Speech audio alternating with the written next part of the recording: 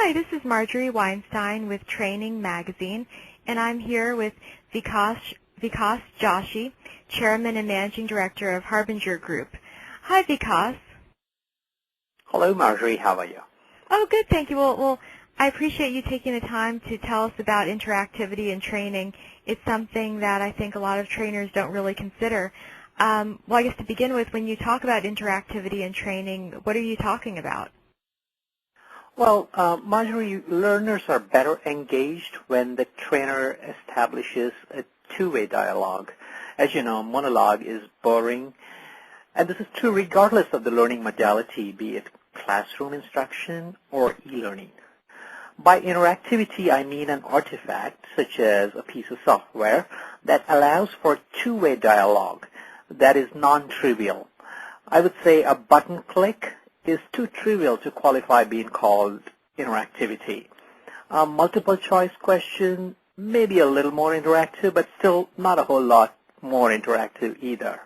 On the other hand, a Jeopardy game or a sales simulation, these are examples of interactivity. Here the learner is fully engaged in a dialogue with the computer or the teacher or another learner.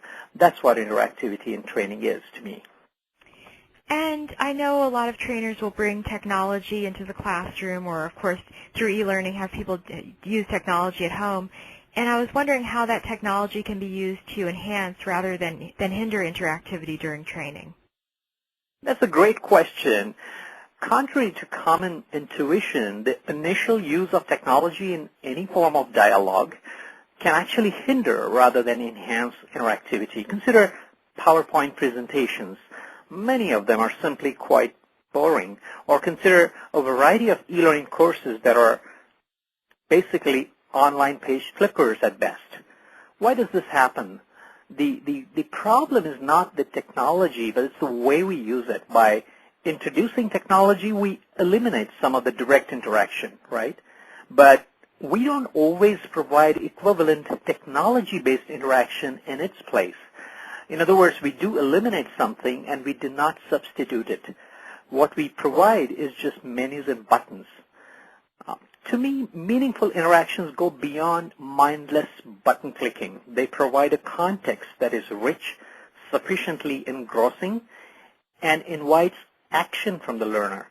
Once the learner acts, meaningful interactions provide a response and they build a two-way dialogue. When technology is used to build such experiences, you will see it actually enhancing rather than hindering interactivity. And what would you say is the biggest mistake trainers make when it comes to interactivity? And I guess more importantly, how do they avoid making that mistake? Well, I have seen trainers approaching interactivity in a couple of different ways. And these are well-intentioned efforts, but both unfortunately have their own problems. Some trainers confuse slide transitions and bullets and special effects and navigation buttons with meaningful interactivity. They implicitly assume that these mere interface elements will somehow deliver interactivity. No wonder learners are disappointed with the results. On the other hand, there's this other class of training professionals that are eager to flex their programming muscles to build highly interactive experiences from scratch. They would typically use, Flash or some kind of scripting language to deliver highly engaging courses, but then they would do it at considerable cost, and a lot of time and maintenance overhead would be part of that effort. The best way to enhance training with interactivity is to reuse interactive templates that are customizable. Rapid interactivity is a great paradigm for trainers that want to get ahead with interactivity quickly and easily. You pick a template, you fill in the content, customize the look, tweak the behavior, and publish the interactive object and include it in your course. It should be that simple. So you build a learning game in minutes rather than days. That's the power of rapid interactivity.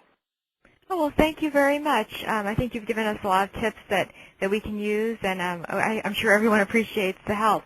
And I guess the learners do, too, because I think an interactive training course is much more interesting than one that's not.